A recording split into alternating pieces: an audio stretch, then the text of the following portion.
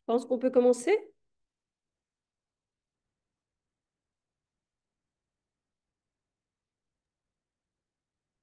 Valérie, je pense que tu peux présenter les petites règles de la journée. Ouais. Donc, je change la dia, je passe à la dia Oui, suivante. vas-y.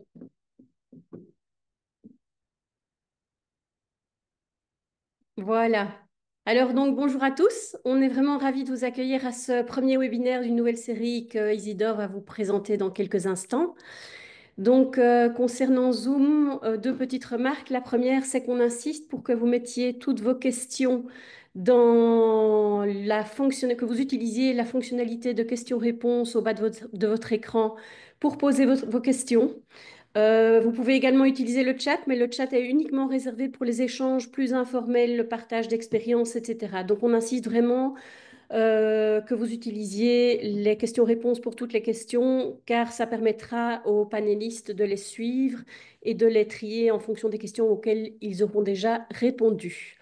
Voilà, alors cette session est en cours d'enregistrement et vous recevrez un mail qui vous avertira quand la session sera en ligne afin que vous puissiez la revoir et éventuellement la partager. Voilà, je vous souhaite un très bon webinaire à tous et Isidore, à toi la parole.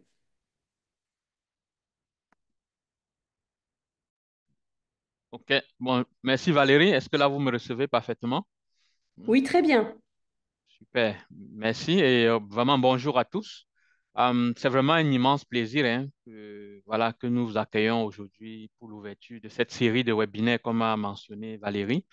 Donc, il faut déjà souligner que cette série de webinaires est donc organisée par le GFF, la Banque mondiale et l'OMS. Donc, c'est vraiment un travail collaboratif. Et ceci s'inscrit donc dans le cadre de notre agenda d'apprentissage sur le financement des soins de santé primaire. Lequel travail nous avons commencé, ça fait à peu près déjà 2 ans. Nous avons eu déjà réalisé quelques séries de webinaires, mais surtout beaucoup d'ateliers en présentiel et beaucoup d'autres activités de soutien au pays dans le cadre des réformes sur le financement de la santé. Et donc, je le disais, donc, cette série donc, marque une étape très importante dans nos efforts continus pour renforcer donc, les systèmes de santé à travers un système de financement durable et efficace dans les pays à faible revenu et à revenu intermédiaire. Donc, si vous vous souvenez, ensemble, nous avons mené une enquête pour bien comprendre quels étaient les besoins réels hein, qui pouvaient s'inscrire dans le cadre de ces webinaires.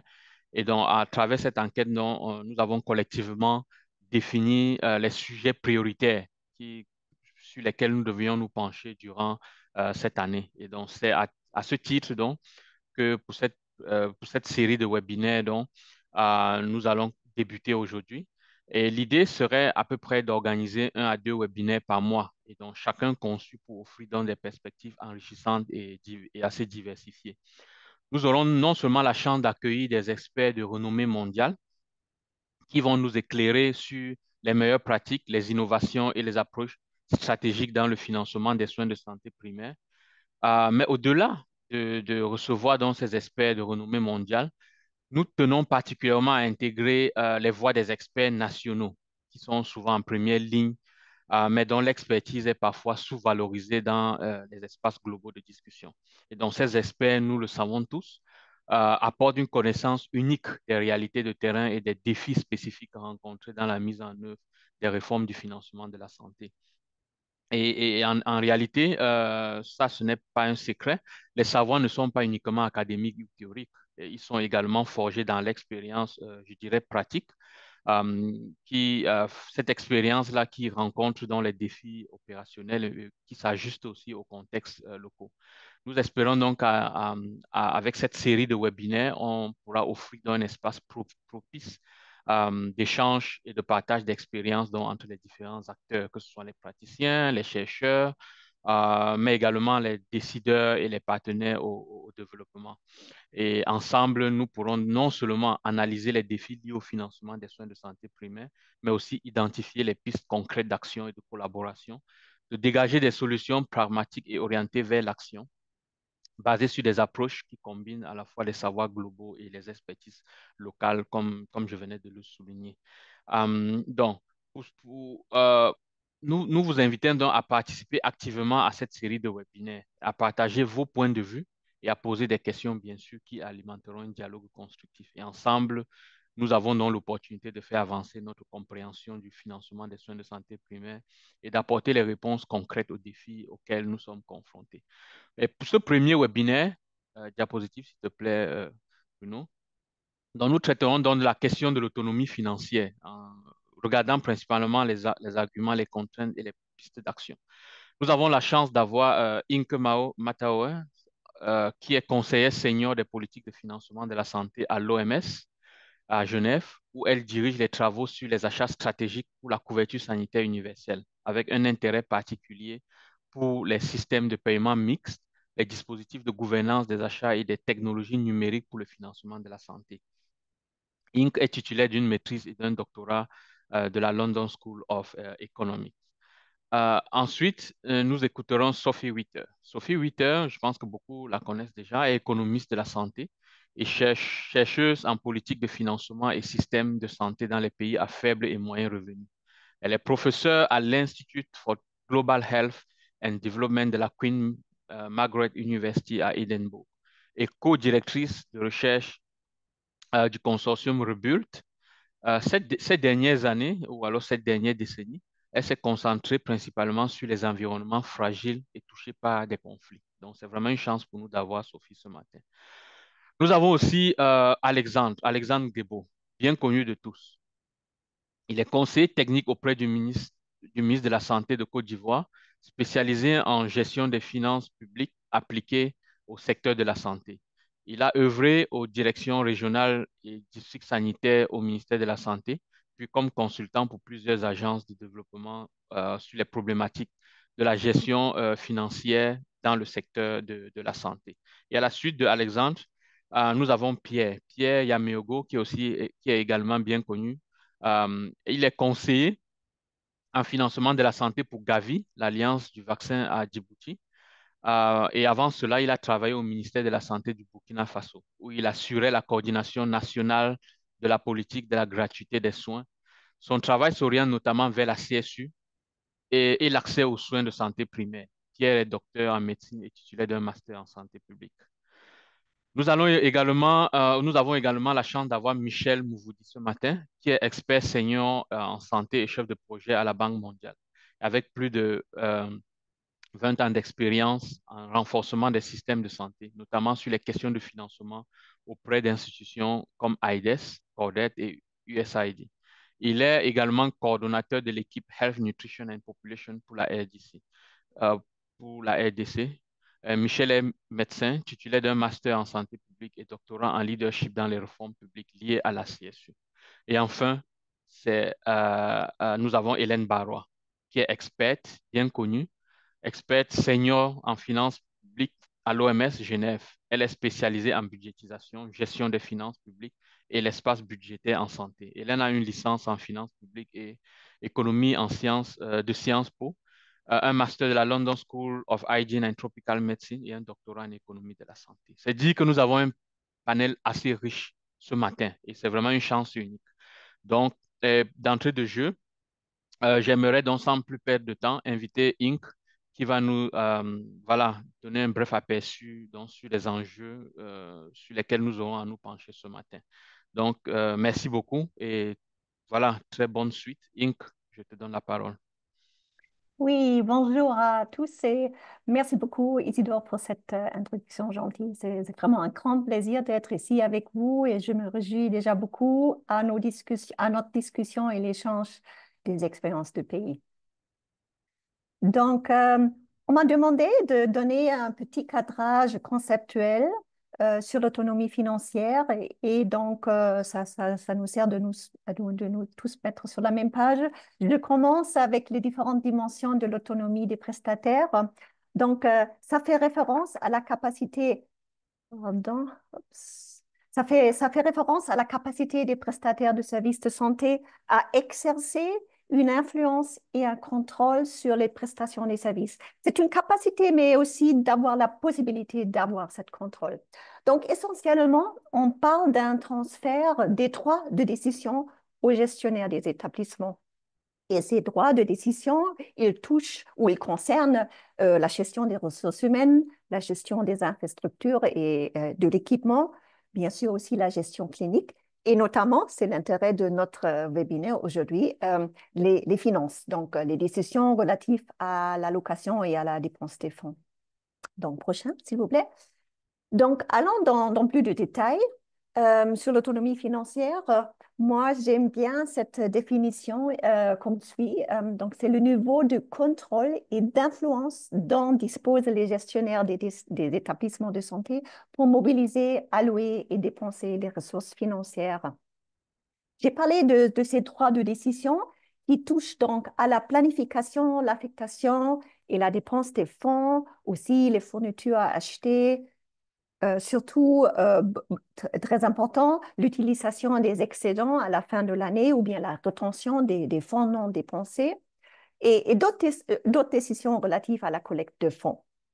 Ce qui est important à se rendre compte, c'est le fait que l'autonomie financière n'est pas une dichotomie. C'est plutôt un spectre. Donc, il faut mettre l'accent sur les différents niveaux ou les différents droits de décision, les différents domaines, et chacun avec son niveau d'autonomie.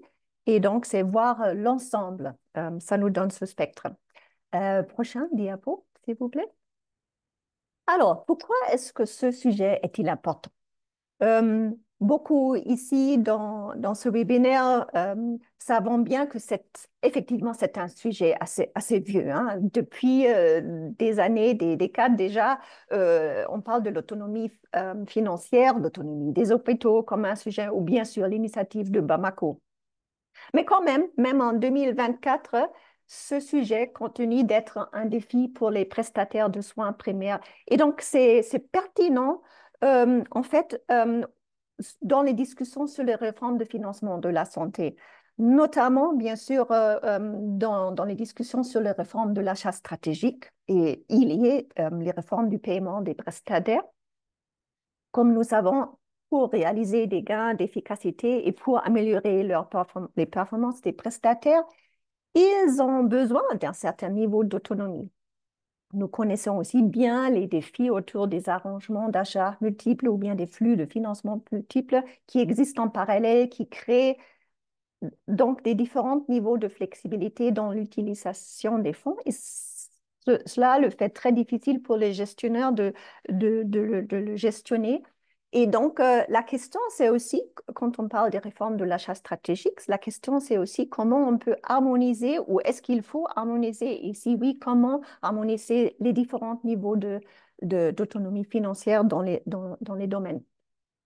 J'ai déjà mentionné les paiements de prestataires et comme nous savons, si on introduit, disons, une méthode de paiement comme le paiement par capitation ou le paiement par cas, c'est clair qu'il faut l'accompagner avec un certain degré d'autonomie financière, sinon cette réforme de méthode de paiement ne sert à rien. Beaucoup ici, j'imagine, ont travaillé ou se sont occupés avec le financement basé sur les résultats ou le FPP.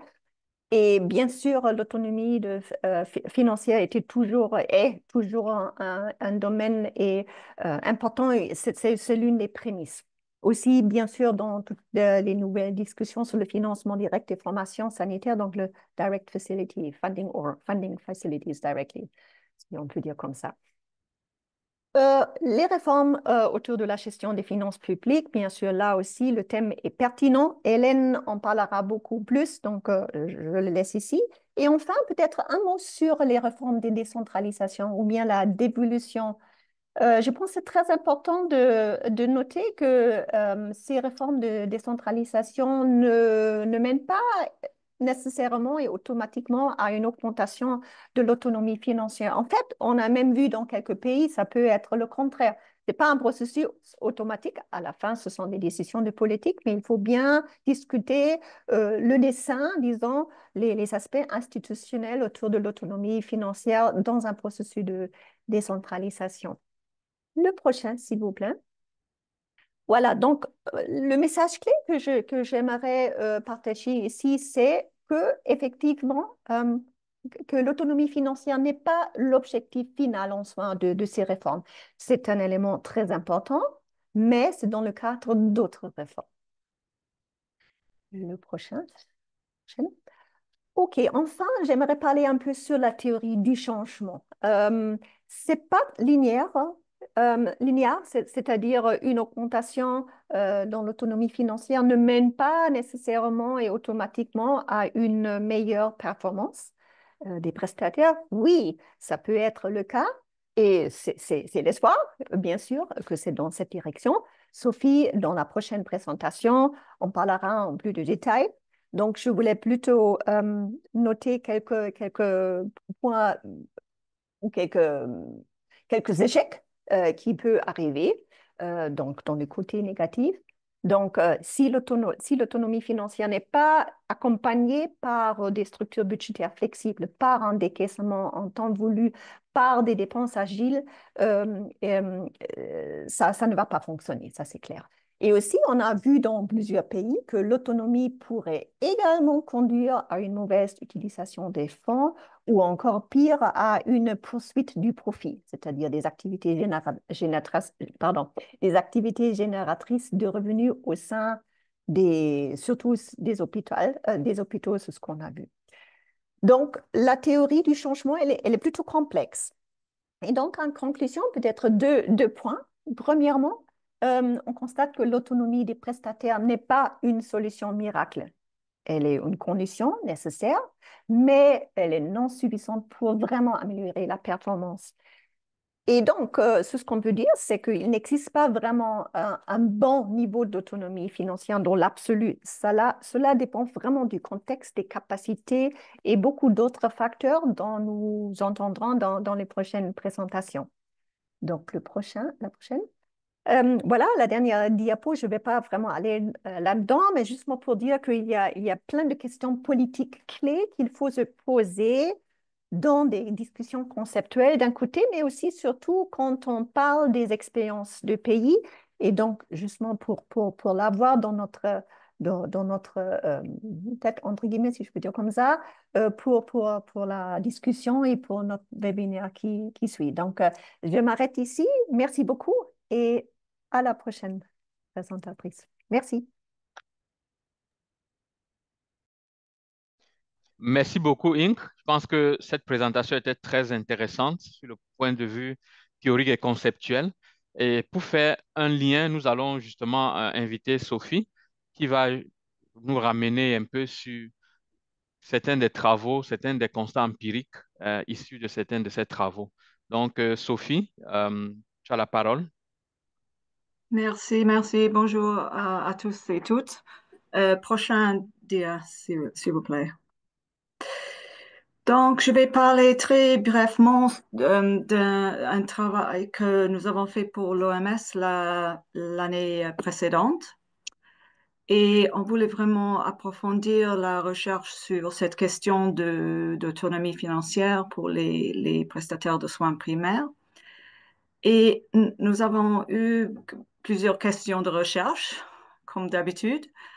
Donc, on voulait savoir les principaux enjeux de conception et de mise en œuvre, et aussi cette question d'impact.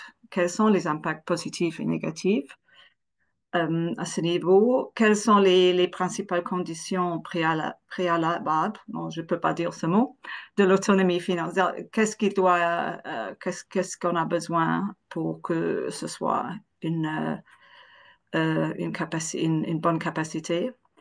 Et les leçons qu'on pourrait apprendre.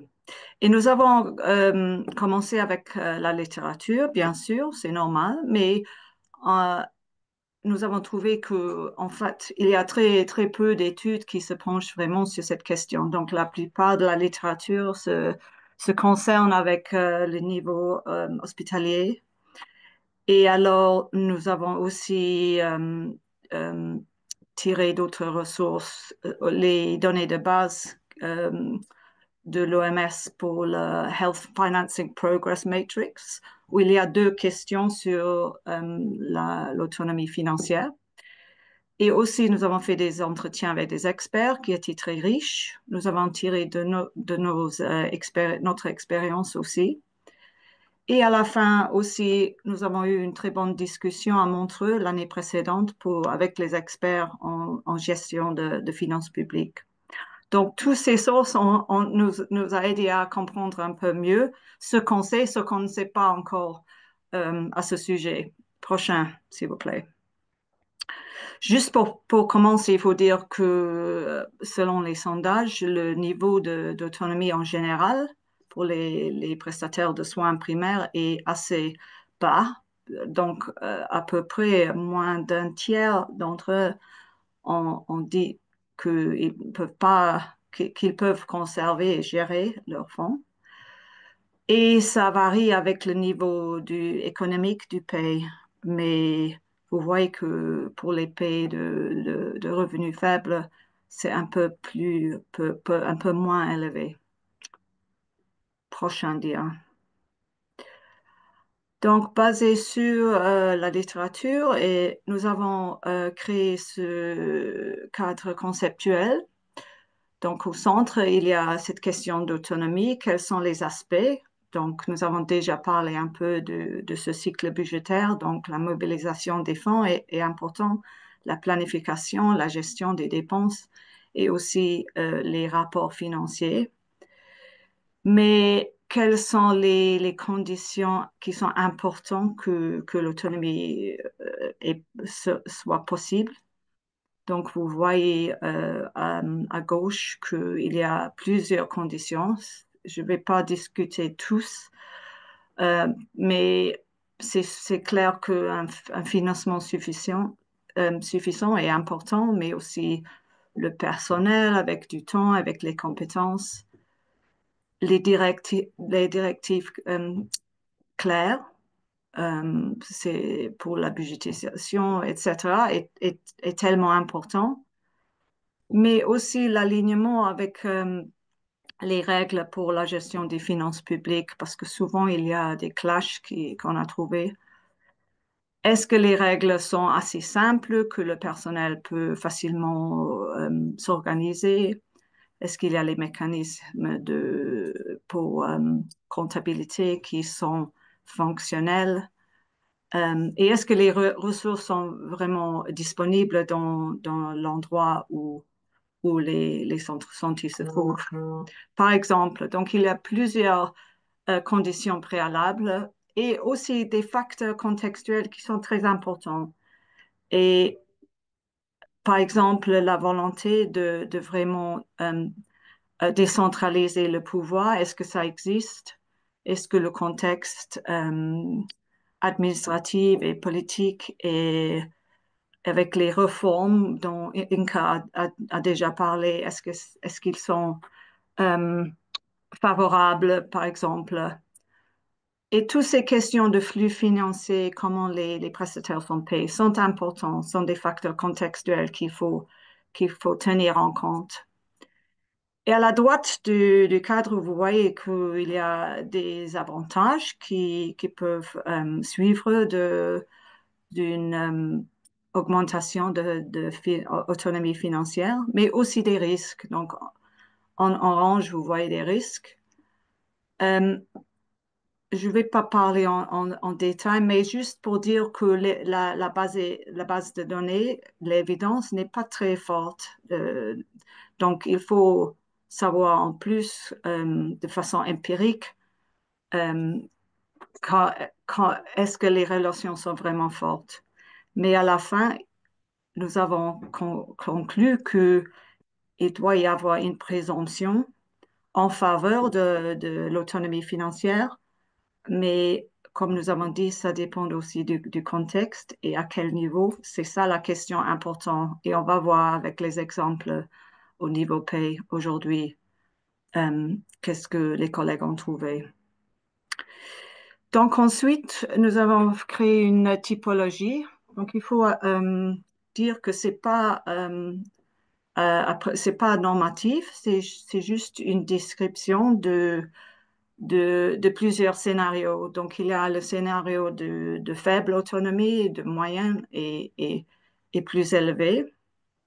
Et nous avons structuré par le cycle budgétaire. Et quand vous voyez globalement, même qu'on doit contextualiser toujours, il faut dire que le niveau faible n'est pas très optimal. Donc, en général, je dirais que c'est mieux que les pays se trouvent quelque part dans les scénarios ou moyens ou élevés. Euh, oui. Juste pour souligner quelques aspects, donc pour la mobilisation des fonds, pour le scénario de faible autonomie, vous voyez que, par exemple, les fonds sont fixés à l'extérieur, il n'y a pas de capacité de mobilisation et les fonds sont remis au trésor, par exemple, et qu'on ne peut pas retenir les fonds à travers plusieurs années financières. Mais au moyen, la plupart peut-être sont fixés, mais vous avez une capacité de mobiliser quelques fonds supplémentaires, les conserver et euh, parfois il y a quelques sources que vous pouvez conserver à ce niveau. Pour la planification, au faible niveau, les budgets sont alloués par en haut, donc vous n'avez pas d'influence. Au moyen niveau, vous pouvez influencer, euh, mais juste à la marge, disons, et au niveau plus élevé, vous structurez vos propres budgets. Pour la gestion, par exemple, au niveau très bas, les budgets sont fixes. Mais quand vous arrivez au niveau moyen, vous pouvez modifier au cours de l'année avec les règles euh, qui sont à peu près claires. Donc, je ne vais pas parcourir toute la typologie, mais c'était juste pour décrire. Et il faut dire il y a des aspects qui sont peut-être plus importants que les autres. Donc, prochain dia. Donc, quand nous réfléchissons à cette typologie, nous avons vu qu'il y a quelques éléments qui sont un peu importants pour, disons, des conditions minimum qui sont souhaitables. Donc, que les, les, les formations de santé primaire peuvent conserver au moins une partie des fonds générés, qui peuvent quand même influencer les budgets qui s'appliquent, même s'ils ne sont pas tout à fait en contrôle, qui peuvent faire des virements entre les lignes budgétaires dans les limites raisonnables et qui peuvent gérer au minimum les coûts opérationnels courants sans approbation et comptabilité, qui sont trop complexes, trop prohibitives. Voilà, donc je veux bien voir ce que mes collègues au niveau pays en pensent, comment ils ont appliqué à leur niveau. Merci et à la prochaine présentation. Merci beaucoup, Sophie. Je pense que très intéressant d'avoir cette typologie, cette perspective, effectivement, de ce que nous donne un peu la littérature. Et comme tu le mentionnais, voilà, nous avons une bonne compréhension des aspects conceptuels, théoriques de la typologie et ce serait davantage intéressant d'aller regarder ce qui se passe concrètement au niveau des pays. Et pour ce faire, donc, nous allons suivre trois orateurs. Le premier, c'est Alexandre. Alexandre, donc, qui va nous parler du cas de la Côte d'Ivoire et partager voilà, son expérience et ses perspectives voilà, de la Côte d'Ivoire en application à ce que nous avons écouté tout à l'heure. Donc, Alexandre, tu as la parole. Merci. Merci Isidore. Bonjour à tous.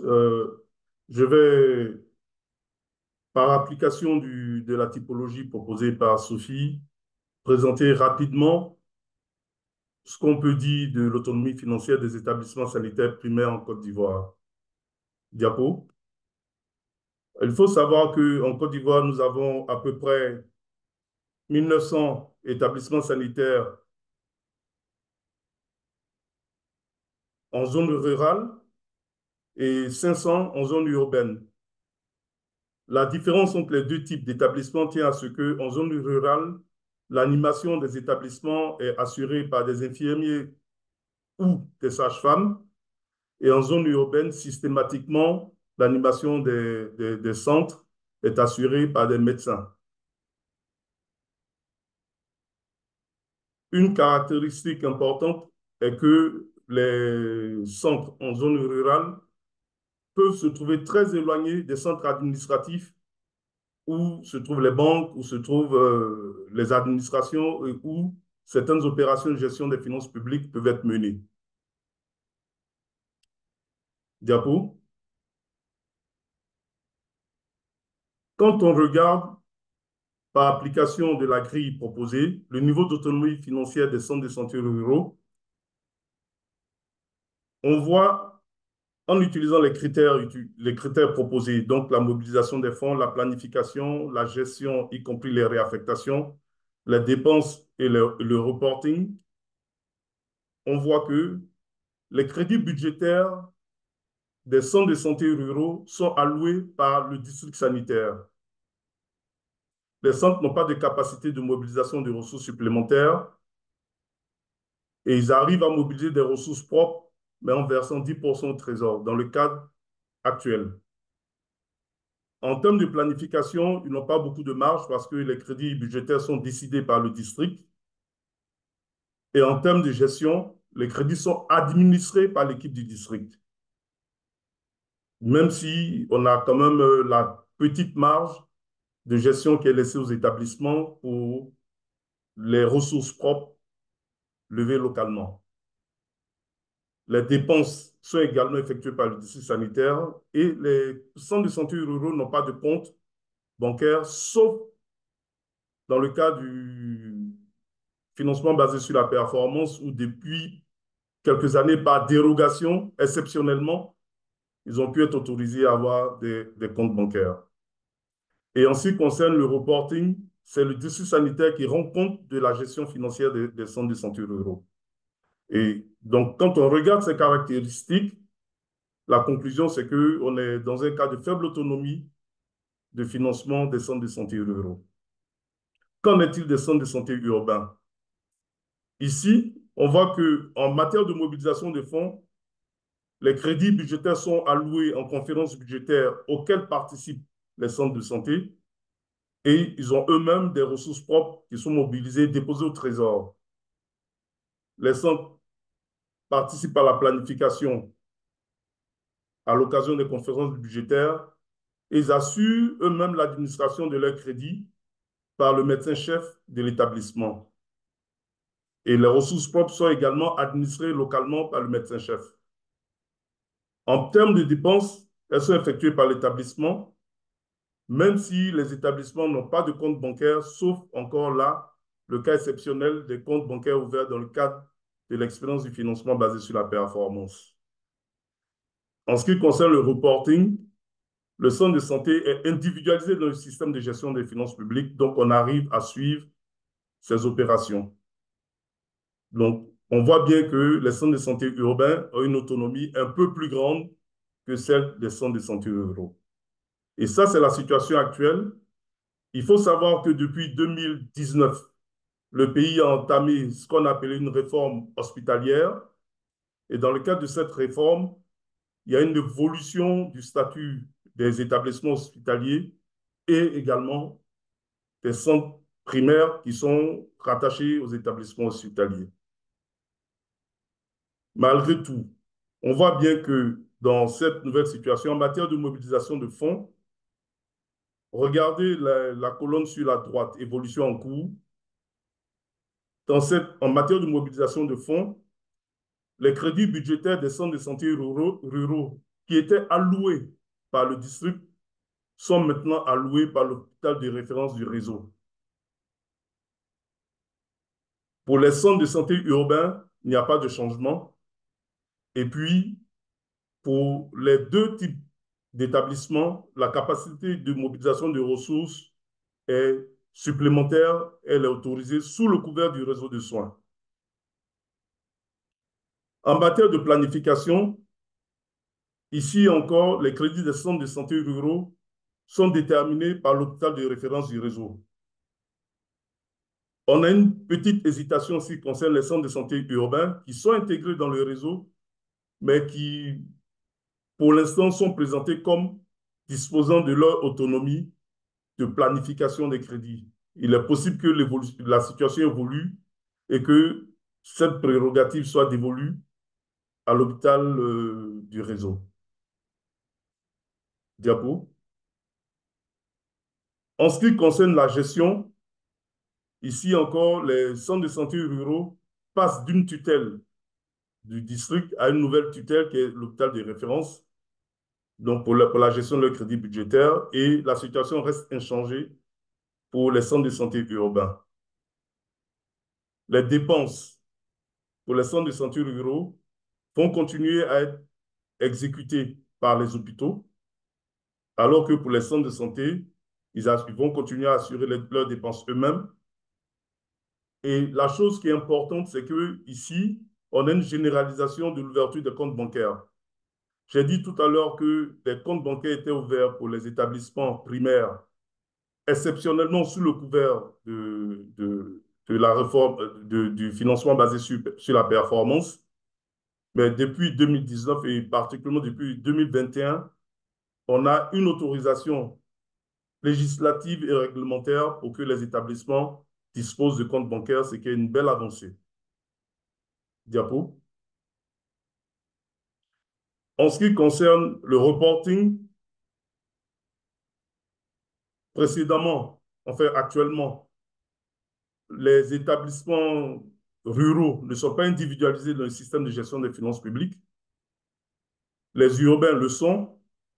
Et la réflexion se fait pour savoir si tous les établissements vont être individualisés et donc avoir la capacité de rendre compte de leurs dépenses et être suivis dans le système. La question n'est pas clairement tranchée. Quand on fait application donc de ce cadre et qu'on regarde la situation actuelle et les évolutions récentes, on doit conclure qu'il y a une extension qui est en cours de l'autonomie financière des établissements primaires. Donc, ils sont en train de passer d'une faible autonomie vers une autonomie financière moyenne, à la condition qu'on regarde attentivement la situation des centres de santé ruraux. Merci.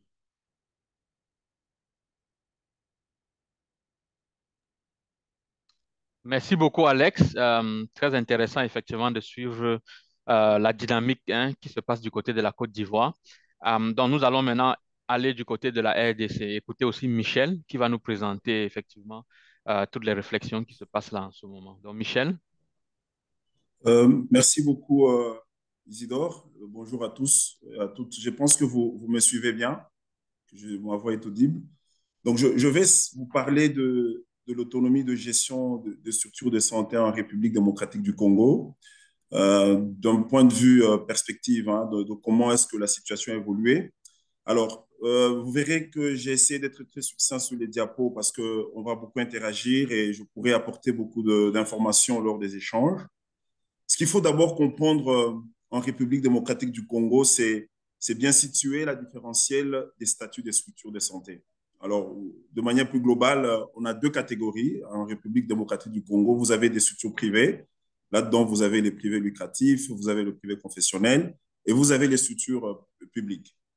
Alors, rapidement, le cliché sur le terrain montre que depuis très longtemps, les structures privées ont des détenteurs. C'est très important de comprendre qu'en fait, dans la plupart des structures privées, ceux qui décident, ceux qui donnent l'orientation, en fait, ce sont les propriétaires qui sont parfois différents des gestionnaires. C'est très important. Donc, je suis commerçant, je suis fonctionnaire quelque part et j'ai une structure de santé. Eh bien, c'est ma structure. J'ai dit ce qu'il faut faire, comment il faut le faire. Ça, c'est très important et on sait le voir un peu dans la plupart des structures privées, surtout les privés lucratifs. Très important de comprendre cela déjà dès le départ. Et cette situation est assez majoritaire parce qu'en fait, en République démocratique du Congo, la proportion des structures privées est plus élevée que celle des structures publiques. Alors, Quand vous regardez la deuxième catégorie sur les structures publiques, ce que les décisions de gestion sont principalement prises par l'État. Alors, ici, je voudrais juste vous dire que quand vous allez regarder le tableau plus bas, j'essaie de montrer la différence en termes de pouvoir sur différentes dimensions. Mais ce qui est vrai, c'est qu'il y a des directives du niveau central, n'est-ce pas, qui disent clairement ce qu'il faut faire, ce qu'il ne faut pas faire, et ces directives sont suivies par les outils de contrôle comme les inspections. Mais vous avez aussi des directives de l'État au niveau provincial, parce qu'en fait, la santé est aussi un secteur décentralisé. Et donc, à ce titre-là, les provinces dictent aussi des directives relatives, n'est-ce pas, à la gestion de manière globale. Alors, pour comprendre comment est-ce que le cliché s'est présenté, regardez le tableau en bas. Donc, je pris 3 dimensions très rapidement sur les ressources humaines, les médicaments et les finances.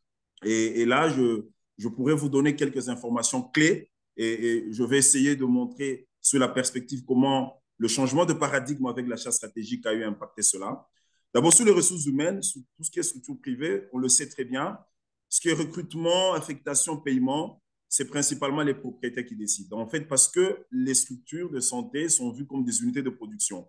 Si quelqu'un crée une structure, que ce soit un confessionnel, que ce soit un privé, bon, pour cette personne, c'est une structure de production et donc je dois essayer de garder un peu le contrôle sur ce qui se passe. Mais vous verrez que les propriétaires, en fait, les gestionnaires, c'est-à-dire les prestataires, ont vraiment une marge très faible. L'État, à part le fait que l'État va vous donner cette autorisation de gestion en vous rappelant les normes et directives, mais dans le quotidien, vous allez vous rendre compte qu'en fait, que sur cette question-là, c'est principalement les propriétaires qui ont le pouvoir.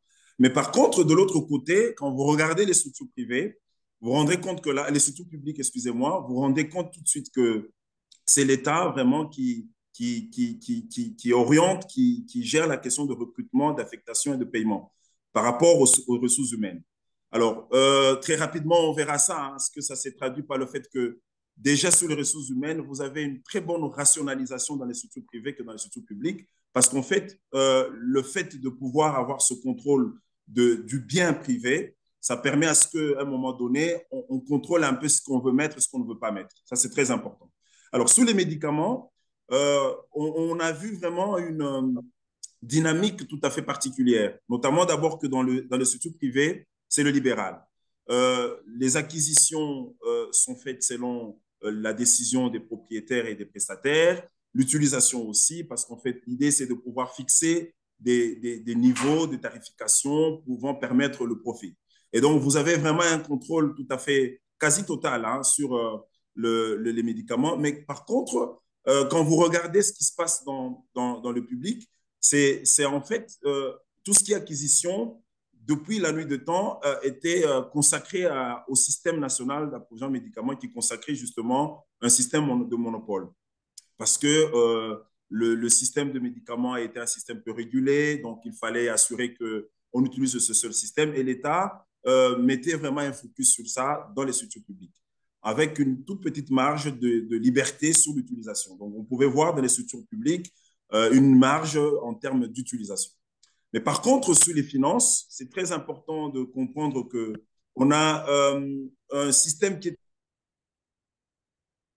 donc, dans le secteur privé. Donc, vous allez vous rendre compte que la gestion des finances est sensiblement touchée à la manière dont les propriétaires sont en train de gérer, mais aussi c'est parti un peu d'un modèle qu'on appelle le modèle clé de répartition. Donc, vous verrez que l'achat stratégique nous a démontré cela, que dans les structures privées, voilà, donc le propriétaire, il vous dit, voilà ce que moi je veux faire, voilà ce que je vais donner à A, voilà ce que je vais mettre à B, voilà comment les ressources seront gérées, parce que justement, le propriétaire est permanemment dans le souci d'assurer que le bénéfice est tiré. Mais tandis que dans les structures publiques, il faut comprendre que d'abord, les structures publiques reçoivent, en tout cas comme une très petite partie des structures privées, des subventions. Mais là, par contre, si vous regardez ce qui se passe, ce sont l'État, tout ce que l'État donne, il y a un contrôle. Il y a quand même une marge que l'État gère par rapport notamment aux salaires qui sont payés régulièrement. Donc, l'État fixe, l'État paye là où il peut payer. Mais par contre, les gestionnaires dans les structures publiques ont vraiment cette liberté sous les recettes locales, en faisant des mix pour permettre à ce que l'on puisse combler certains gaps en termes de besoins des formations sanitaires. Ça, c'est le cliché plus ou moins global de ce qu'on voit en République démocratique du Congo. Maintenant, avec l'achat stratégique, il faut comprendre que l'achat stratégique a quand même amené très rapidement à table cette question d'autonomie de gestion, qui est en fait tout un changement de paradigme. Hein. Et il faut comprendre cela, parce que l'autonomie de gestion en RDC n'avait pas été vue comme une règle, mais c'est un comportement, c'est une mentalité. Et qu'est-ce qu'on voit là-dedans? On voit trois éléments. Premièrement, d'abord, le rôle majeur de la contractualisation. L'achat stratégique oblige un peu plus de résultats et donc met en avant le prestataire que plutôt l'État seulement et le propriétaire. Donc, l'infirmier titulaire du centre de santé, c'est le médecin de l'hôpital qui commence à être interrogé par rapport au rendement. Et donc, la responsabilité change de curseur.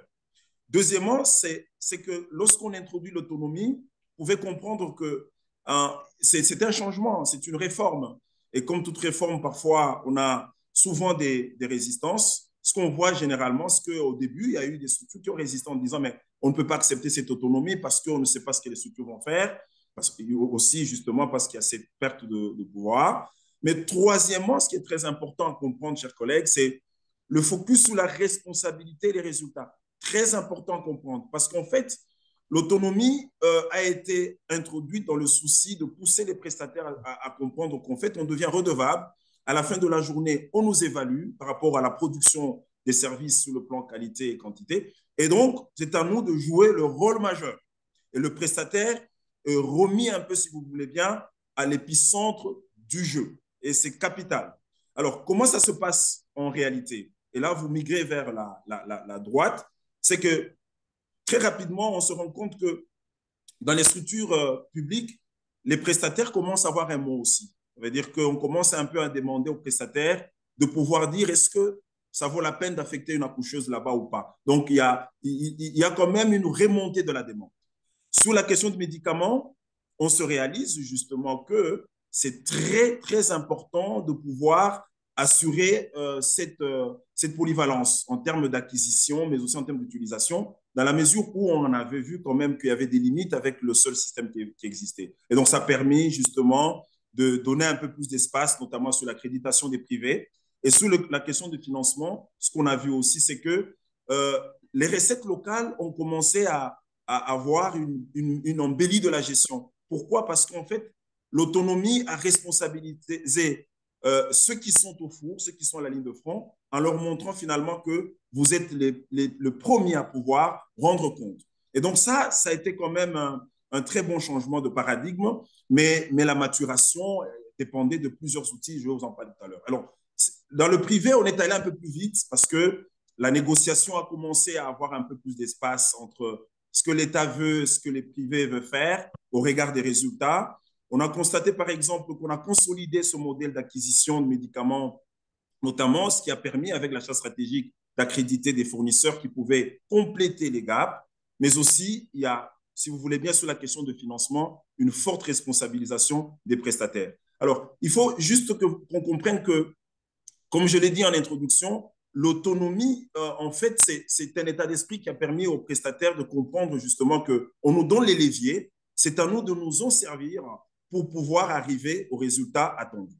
Mais je voudrais terminer rapidement, passer sur les messages clés pour la RDC. C'est en fait, il y a 4 outils qui ont permis de consolider cela. D'abord, premièrement, je arrive aux outils plus bas. D'abord, l'autonomie de gestion est influencée par les statuts de la structure de santé. Donc ça, c'est très important de comprendre que selon qu'on est dans le privé ou selon qu'on est dans le public, cette autonomie n'a pas eu la même dynamique sous le temps. Mais on a compris que ça a évolué très vite. Deuxièmement, qu'en fait, l'autonomie de gestion engendre un processus de maturation.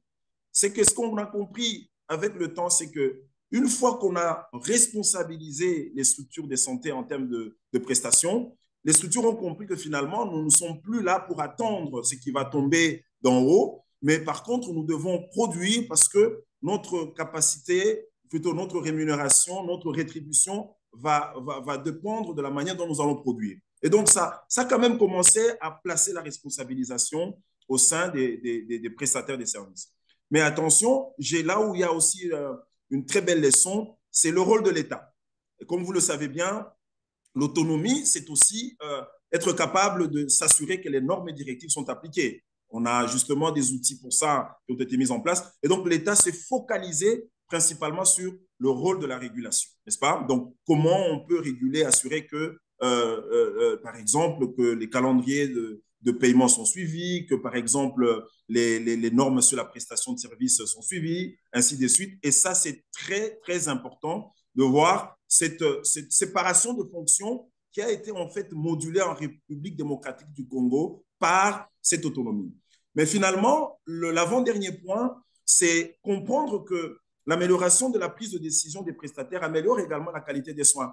Donc, des exemples sont légion dans ce pays où on a vu finalement que l'autonomie a déclenché une espèce de sortie d'idées, de créativité, de pensée positive, une espèce de modèle où on a vu des initiatives menées par des prestataires des services pour arranger l'état des infrastructures, ainsi de suite. Donc ça reste quand même une leçon particulière. Mais attention, soyons prudents, soyons prudents. Ce que je vous présente, en fait, c'est une dynamique, mais pour chaque message, on a eu aussi des leçons tirées dans le sens de ce qu'il ne faudra pas faire et on peut en discuter. Et je termine par là très rapidement en vous disant que, en fait, quand vous faites la revue de cette autonomie en République démocratique du Congo, il y a 4 outils qui devront vraiment faire l'objet d'analyse, de système apprenant. D'abord, c'est le contrat. Un outil important. Pourquoi le contrat est venu renforcer le contexte ou l'écosystème de l'application de l'autonomie? Parce que le contrat mettait un accent sur les résultats. Et donc, l'acteur producteur de résultats était mis en exergue. Deuxièmement, le plan de management. Mais en fait, le plan de management permettait justement, ex ante ou en amont, de s'assurer que les prestataires vont faire ce qui est planifié. Je crois que les collègues de la Côte d'Ivoire, donc Alexandre en a parlé, donc c'est la même chose. Donc, on a commencé à regarder un peu beaucoup sur la planification, la qualité du plan de dépenses pour s'assurer que finalement, il y a une adéquation entre les priorités et les dépenses faites. Le troisième outil, c'est finalement la supervision formative, n'est-ce pas? Donc, très important de comprendre que lorsqu'on vous laisse, n'est-ce pas, cette autonomie, vous avez besoin d'être accompagné. On a vu par exemple qu'entre un niveau A et un niveau D, l'autonomie a évolué, mais aussi en fonction de la manière dont on détectait les goulots d'étranglement, mais la manière dont on transférait les capacités gestionnaires. Et on a vu des prises de responsabilité tout à fait encourageantes. Mais aussi, finalement, notre outil d'indice, vous le savez bien, en matière de finances, l'outil d'indice a joué un rôle important. Parce qu'en fait, l'outil d'indice, c'était vraiment un arbitrage de où est-ce qu'on met quel argent. Et ça permettait justement cette dialogue basal des acteurs pour pouvoir bien allouer les ressources données. Je crois qu'autour de ces 4 outils, on peut construire justement un modèle qui peut très vite évoluer vers de l'apprentissage. Voilà ce que je peux dire à ce stade de manière plus holistique pour la RDC et on pourra discuter sur des questions précises. Merci. Parfait. Merci beaucoup, Michel. Je pense que c'est très intéressant, effectivement, de suivre tout ce qui se passe du côté de la RDC. Nous avons également écouté Alex qui nous a présenté voilà, la dynamique en Côte d'Ivoire. Maintenant, nous allons inviter Pierre, Pierre qui va spécifiquement se pencher sur voilà, l'expérience du Burkina Faso. Mais nous allons procéder autrement. Quand on préparait ce webinaire, avec Pierre, nous avons eu un peu à échanger. Et voilà, nous avons compris ce qui se passe un peu du côté du Burkina Faso. Pierre nous a dit ceci: au Burkina Faso, euh, nous pouvons dire que les structures du niveau primaire ont une autonomie optimale. Et c'était intéressant d'écouter Pierre. Et c'est pour ça que j'aimerais donner la parole à Pierre pour qu'il élabore un peu plus. Donc, selon toi, Pierre, qu'est-ce que tu entends effectivement par avoir une autonomie optimale? Je pense que nous tous, ici, nous serons intéressés de t'écouter par rapport à ça. Pierre, à toi la parole. Merci bien, Isidore. Merci à tous les participants à ce webinaire. Et merci beaucoup à l'équipe conjointe OMS Banque mondiale de permettre de partager l'expérience du Burkina Faso en matière d'autonomie de gestion des soins de santé primaires. Alors, rapidement, pour ce qui concerne le niveau optimal que le Burkina Faso présente dans l'autonomie des formations de la gestion des soins de santé primaires, on peut rapidement avoir deux volets. Le premier volet, ça concerne surtout la gouvernance. Depuis plus d'une vingtaine d'années, à partir de l'initiative du Bamako, le Burkina est inscrit dans la dynamique de déconcentrer la gestion des finances publiques. Quand vous prenez le réseau des soins de santé primaires au Burkina, qui est composé des centres de santé de premier contact, ce qu'on appelle CSPS, et les hôpitaux de référence, on a en gros 2300 centres de santé de premier contact et 46 hôpitaux de district. Donc, ce sont ces structures-là qui offrent en réalité la grande majorité des soins de santé primaires. Donc, pour chacune de ces structures, on a une équipe de gestion financière qui est dédiée. Pour le premier contact, vous avez ce qu'on appelle les comités de gestion. Et ces comités de gestion sont mis en place par le préfet du département et ils ont une autonomie optimale. Je dis optimale parce que tout ce qui est inscrit en termes de recettes et de dépenses, ils ont leur compte bancaire privé et ils font toutes les recettes et les dépenses en fonction de leurs besoins. Au niveau de l'hôpital de district, les 46 hôpitaux de district, chaque hôpital de district a un compte trésor public qui prend tout ce qui est ressources et qui les utilise après. Donc, quand on parle de niveau optimal avec la grille d'analyse que Sophie a présentée, c'est pour dire que ce volet de gouvernance au niveau du Burkina, on l'a inscrit depuis longtemps. Et si bien que même dans le cadre actuel de l'achat stratégique avec les ressources de la Banque mondiale, on a inscrit dans ce même format pour qu'il y ait pas de fragmentation dans le modèle d'autonomisation des formations sanitaires. Le deuxième volet, ça concerne surtout l'aspect décentralisation. Tous les centres de santé de premier contact, les 2300 centres de santé de premier contact, sont en fait maintenant rétrocédés aux collectivités territoriales. Et dans les négociations, pour ce qui concerne la gestion des fonds publics, le budget du centre de santé de premier contact est en annexe au budget de la collectivité. Ça veut dire quoi? Ça veut dire qu'une commune qui a, par exemple, 10 centres de santé sous sa gestion, le budget de la commune est présenté, mais le budget de chacune de ces structures de santé-là, c'est mis en annexe. Donc, pour dire qu'on donne encore plus d'autonomie dans la gestion des finances au niveau de ces centres de santé. Donc, en somme,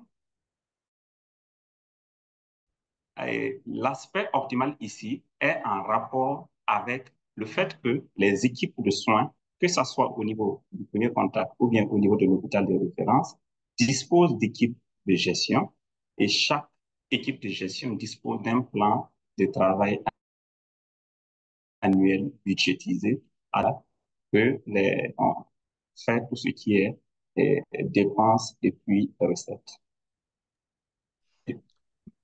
Merci beaucoup, Pierre. Je pense que effectivement, tu nous donnes une très belle perspective de ce qui se passe au Burkina Faso. Nous avons écouté Alex qui a pris des éléments spécifiques pour nous dire effectivement est-ce qu'en Côte d'Ivoire, les structures ont justement cette autonomie ou pas. Michel a fait de même. Est-ce que tu pourrais nous donner un ou deux exemples de façon très concrète et qui confère, en fait, qui nous fait comprendre, par exemple, cette dynamique de l'autonomie au niveau des structures de santé du côté du Burkina Faso? OK. Je prends pour exemple pour ce qui concerne les investissements.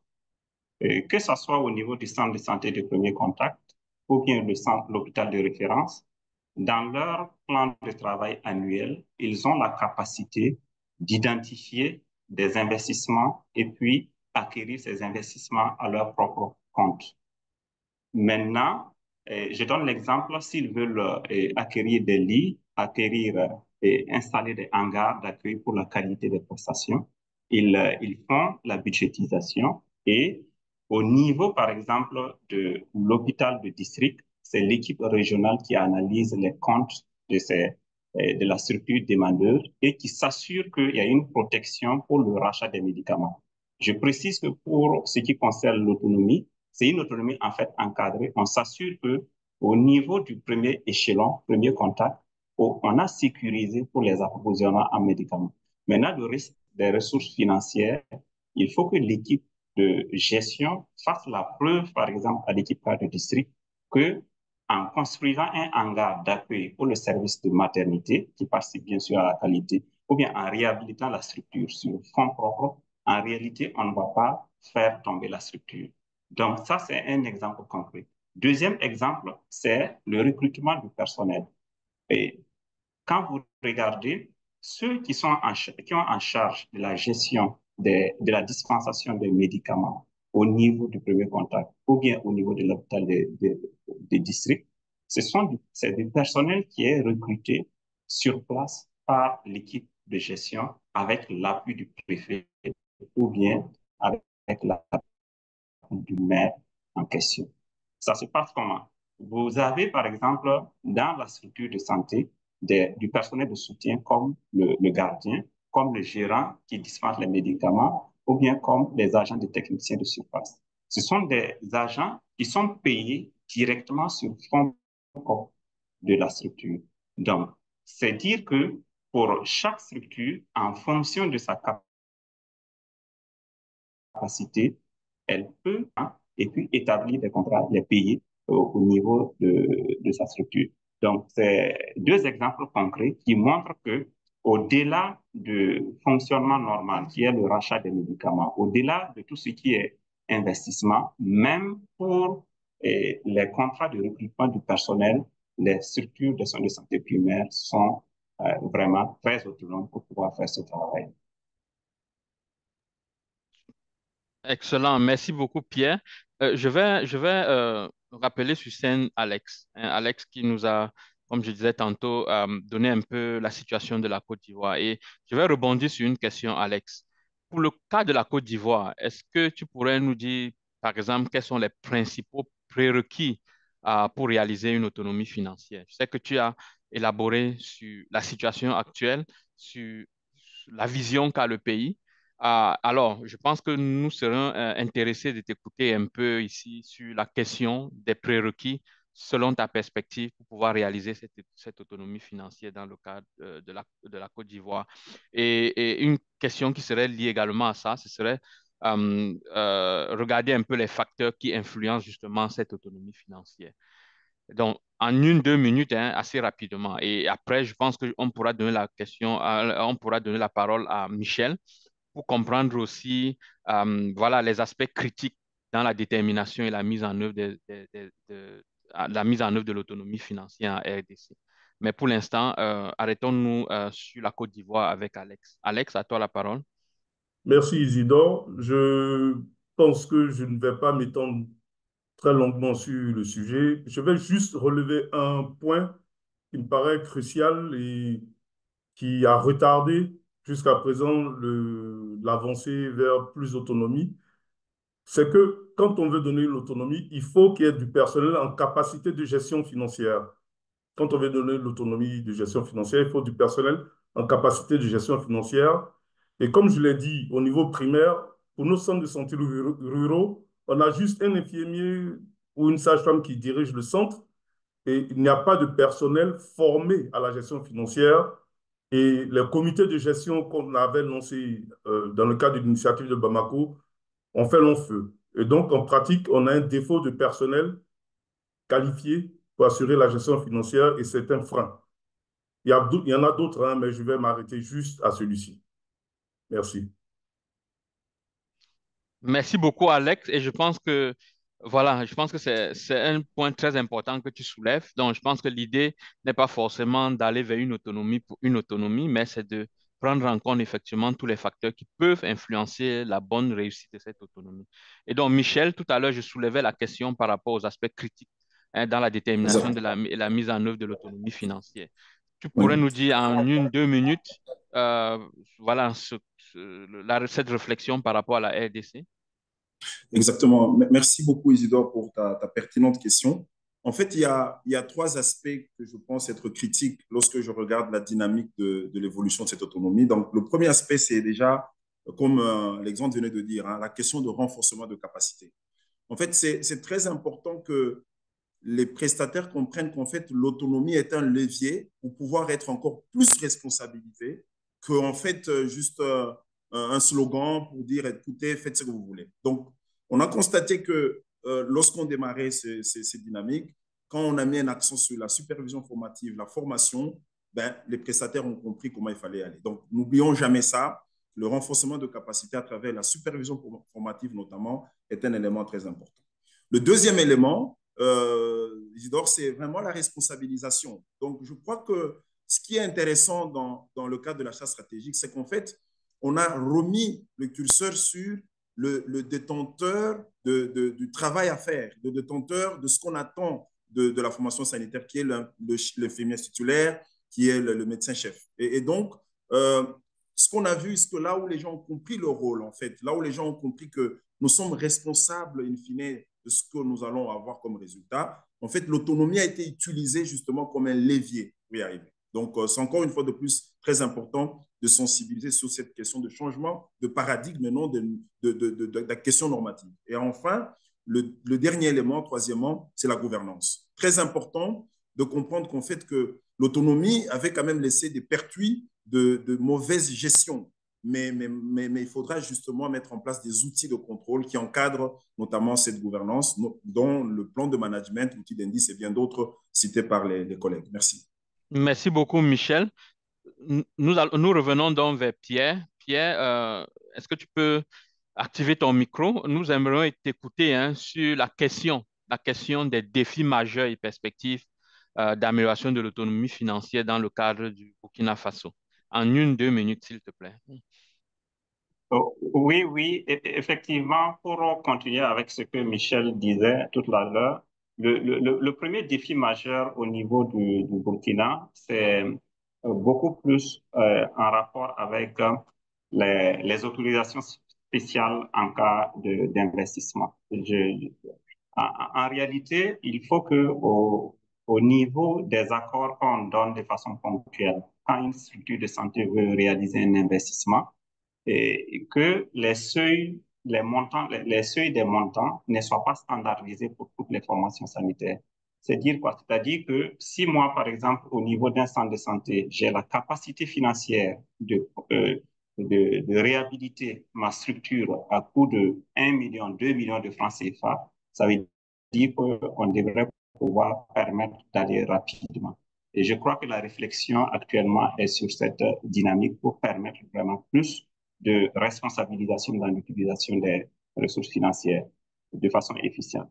Le deuxième niveau, c'est surtout les outils de suivi. Et pour que dans un domaine où on a une autonomie optimale totale, en réalité, ce qui est défi majeur, c'est qu'au Burkina, on n'a pas une visibilité totale des flux financiers qui traversent les soins de santé, les centres de santé de premier échelon. Pour les hôpitaux des districts, on a un regard, on a la situation, mais pour les centres de santé de premier contact, nous sommes en train de digitaliser les flux financiers à travers un logiciel de sorte à ce qu'on puisse avoir les comptes d'exploitation autour des réseaux des 2300.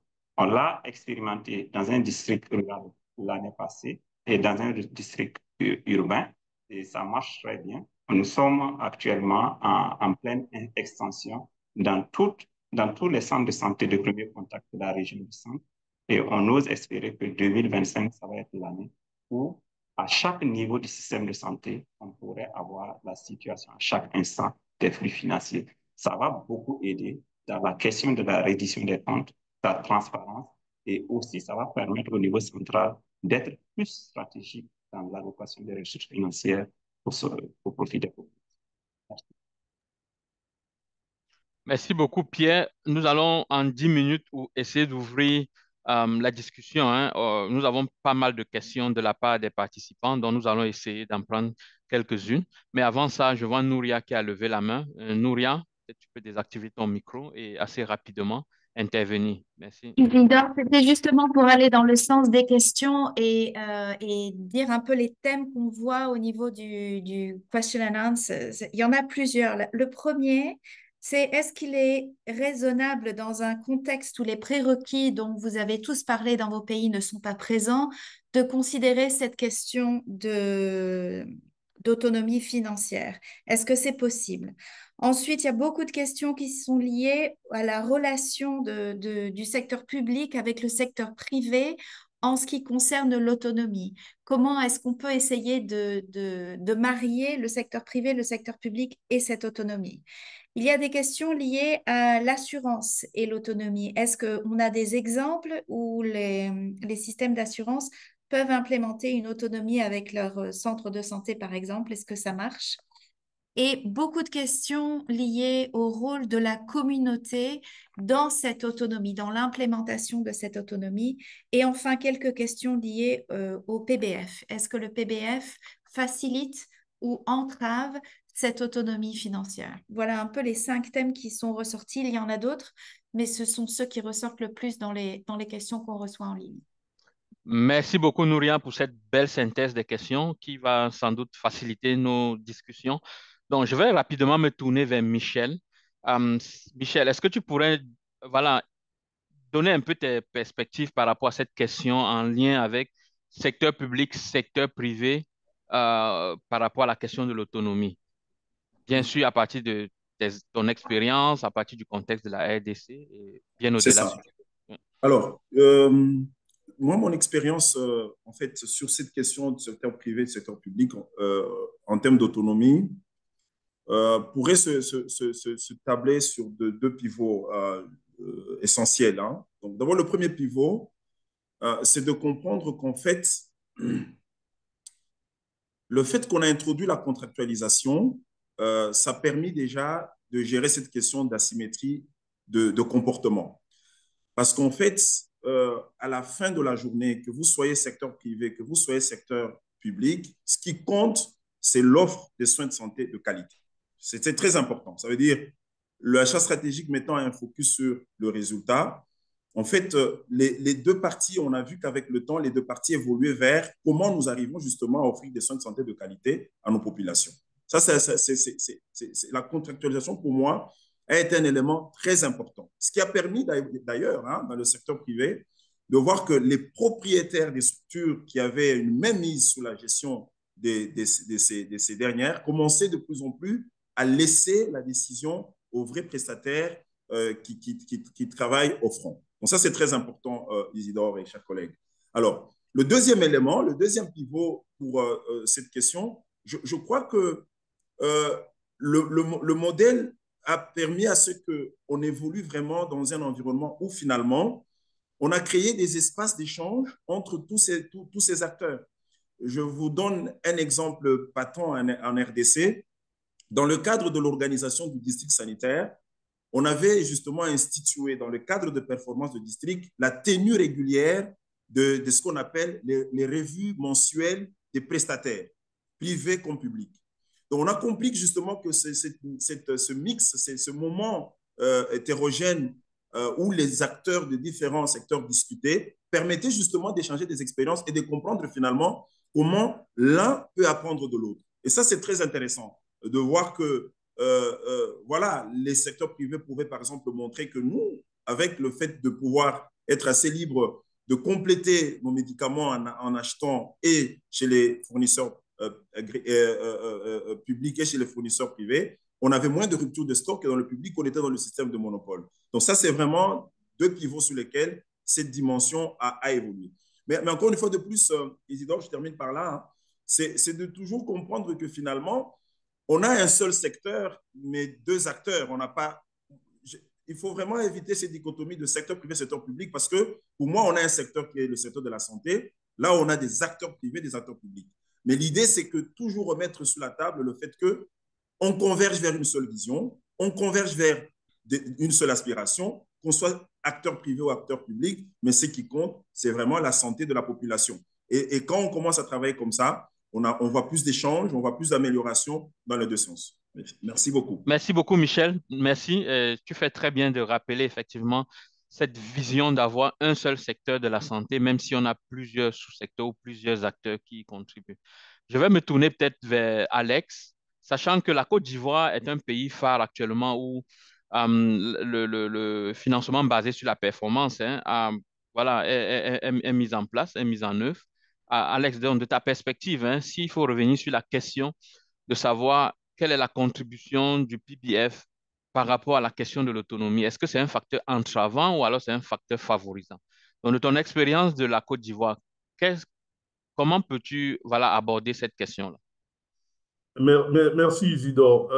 Je voudrais juste m'appesantir sur un point et un seul, qui est celui de l'ouverture de comptes bancaires pour les établissements. Dans le contexte d'avant la réforme hospitalière de 2019 en Côte d'Ivoire, on n'avait pas la possibilité d'ouvrir un compte bancaire pour un établissement sanitaire.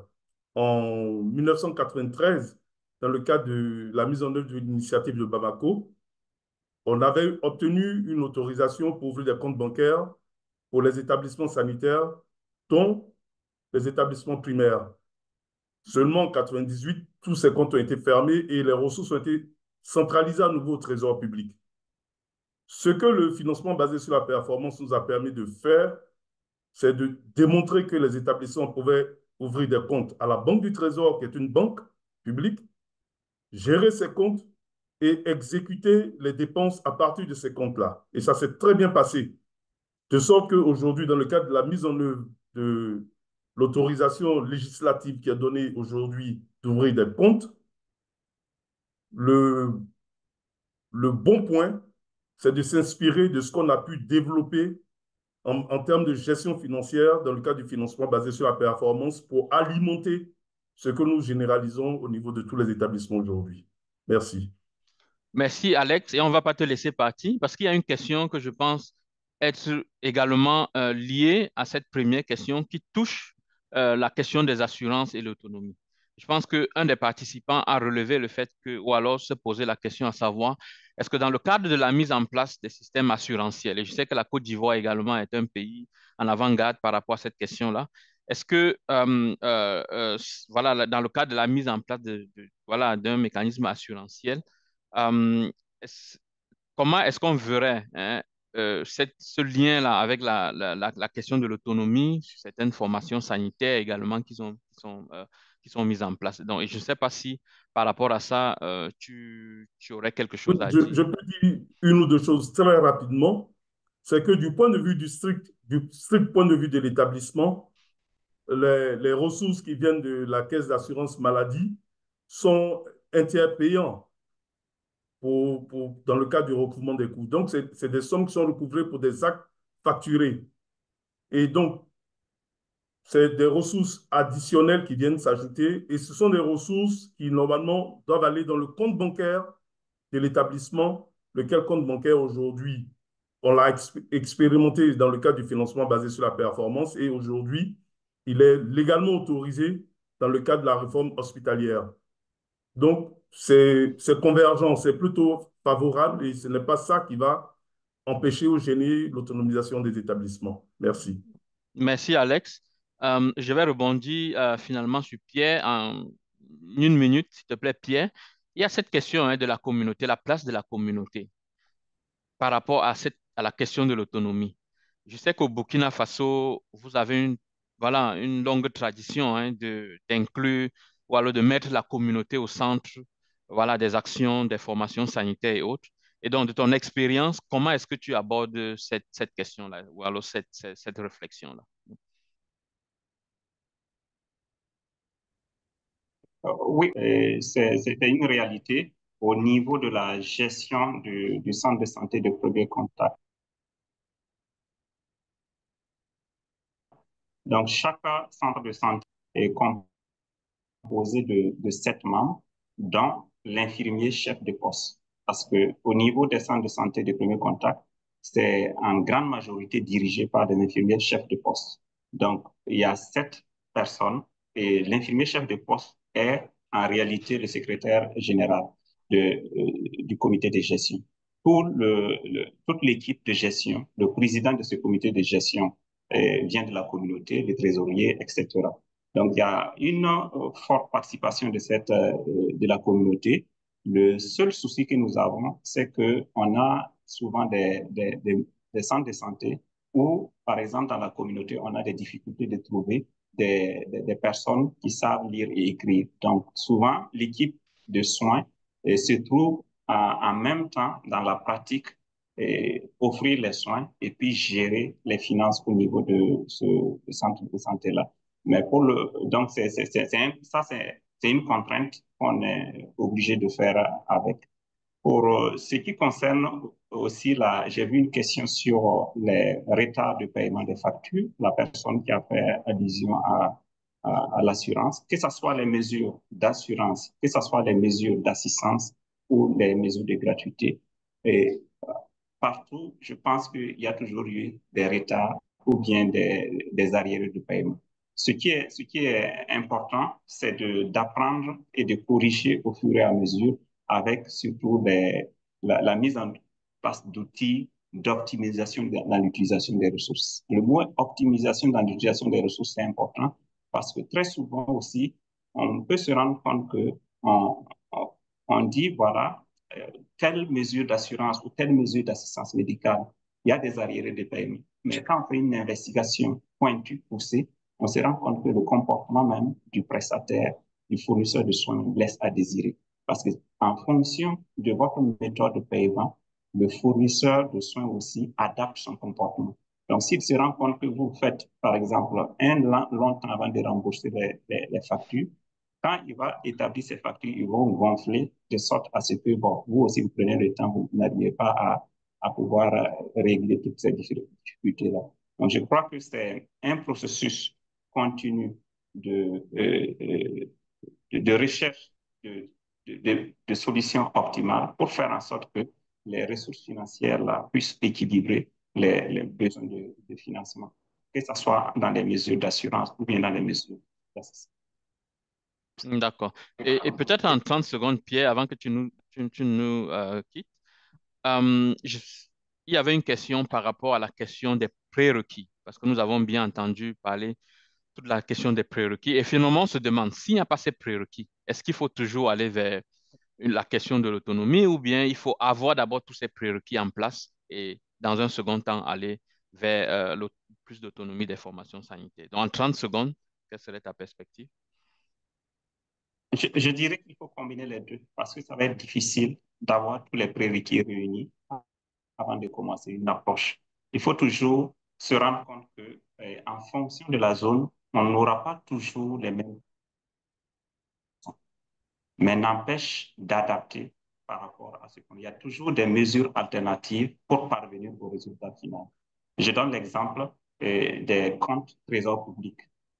En fait, ça allait être plus intéressant que jusqu'au niveau des 2300 réseaux de centres de santé qui font des recettes, qui gèrent des finances publiques, qu'il y ait des comptes trésor public. Mais pour le moment, on s'arrête au niveau des hôpitaux parce que si il faut regrouper des staffs, des régisseurs d'avance, des régisseurs de recettes, ça va faire beaucoup en termes de coûts. Donc, pour le moment, on y va doucement, on combine les deux. Pendant que les prérequis ne sont pas remplis, on fait avec sur le terrain, en formant les agents de santé. En fait, c'est une délégation, une dérogation, une délégation de la gestion des finances publiques à des acteurs qui ne sont pas qualifiés. Mais on est obligé de le faire parce que si le centre de santé se trouve à 200 kilomètres de là où on peut avoir tous les éléments, on ne va pas arrêter d'offrir des soins de santé primaires parce qu'il n'y a pas de priorité. Merci. Merci beaucoup, Pierre. En tout cas, vous allez comprendre que nous, de l'équipe GFF, OMS, Banque mondiale, nous sommes extrêmement voilà, contents de voir cette massive participation, hein, plus de 200 personnes. Voilà, nous sommes plus de 200 personnes à avoir participé ce matin à ce webinaire. Nous sommes malheureusement au terme, hein. Voilà, le temps passe si vite. Mais avant de pouvoir clôturer la session, nous allons inviter Hélène qui va nous présenter une brève synthèse de toute la discussion que nous avons menée tout à l'heure. Et en 5 minutes, je pense qu'elle va pouvoir nous faire cette synthèse-là. Donc, Hélène, est-ce que tu peux activer ton micro et prendre la parole cette synthèse-là. Merci. Oui, merci beaucoup Isidore et bonjour à tous. Non, vraiment une discussion très riche, des très bonnes présentations, beaucoup d'exemples pays très très parlants. Je pense que chacun d'entre vous avait vraiment apprécié la richesse des échanges. Alors, peut-être dans le temps qui m'est imparti, je voulais partager avec vous peut-être cinq grands points ou cinq leçons qui ressortent de la session et des discussions qu'on a eues. Pour commencer, je crois qu'avec la présentation de Inke et le cadre conceptuel offert par Sophie, on a bien compris que la question de la flexibilité financière, de l'autonomie financière des formations sanitaires de soins de santé primaire, c'est pas une dichotomie, d'accord? On a vu dans tous les exemples qu'on a parfois un petit peu de flexibilité, un petit peu plus, un petit peu moins. Donc, c'est vraiment une question de degré et l'ensemble des expériences en fait des pays se situe sur vraiment un spectre qui va de plus à moins en fonction des contextes. Mais je crois que ce qu'on retient, c'est la direction à donner, la direction souhaitée, c'est avancer vers plus de flexibilité, vers plus d'autonomie. Et c'est important parce que ça permet effectivement d'avoir une dépense de santé qui est au plus proche des besoins, qui est gérée dans les formations de premier niveau et qui peut donc de cette façon-là s'aligner le plus possible aux besoins de la population. Donc vraiment, je dirais un paramètre fondamental pour avoir une dépense de santé qui soit la plus efficace possible. Deuxième chose que je retiens à travers les discussions, c'est, on l'a vu, les expériences des pays, elles sont relativement hétérogènes, mais en écoutant cet après-midi les exemples du Burkina Faso, de la Côte d'Ivoire, de la République démocratique du Congo, il me semble quand même que les pays d'Afrique francophone ont cela en commun, d'avoir tout de même un niveau de flexibilité et d'autonomie financière relativement élevée par rapport à ce que j'entends d'autres expériences, d'autres pays sur ce continent, mais aussi dans d'autres régions. Et j'ai l'impression effectivement que ça tient à la tradition de l'initiative de Bamako et également aux réformes de décentralisation, déconcentration qui ont été menées dans les années qui ont suivi. Donc un point de départ qui peut être dans ces pays de tradition francophone qui est un petit peu différente des autres expériences dans les pays. Et je crois que c'est très intéressant et c'est ressorti clairement cet après-midi. L'enjeu aujourd'hui pour moi dans ces pays, c'est pas forcément de fournir plus d'autonomie ou plus de flexibilité, mais plutôt de faire en sorte ou de trouver les leviers, que ce soit au niveau de la gestion des finances publiques, le cadre légal, le cadre institutionnel, donc trouver les leviers pour que ça fonctionne bien. D'accord? Pour que ce qui est prévu, finalement, puisse vraiment fonctionner comme on le souhaite. Quatrième point, je crois qu'on a beaucoup appris en termes de, justement, de mise en œuvre concrète, de mise en œuvre opérationnelle. On a beaucoup appris avec le Burkina Faso, la RDC.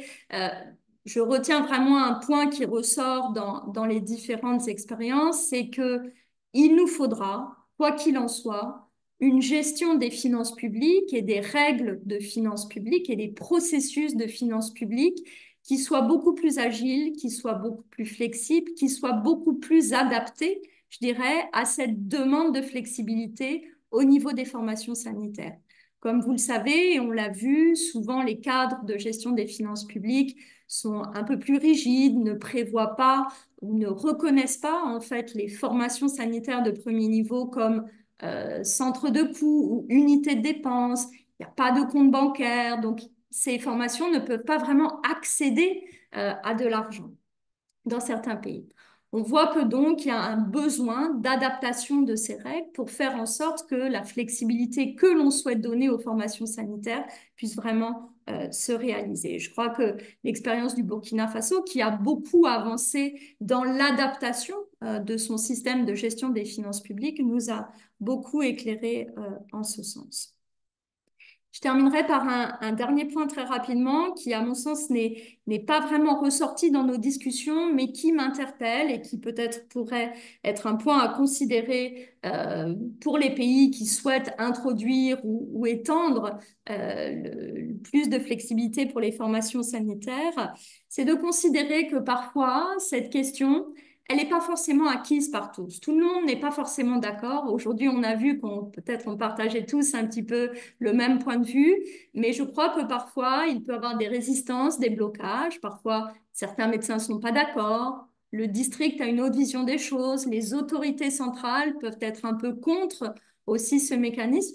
Et donc, je crois que quand on considère ce genre de réforme, il faudra pour nous bien prendre en considération ces différents points de vue. Comme l'a dit Michel pour la RDC, c'est vraiment une question de changement de paradigme et de changement de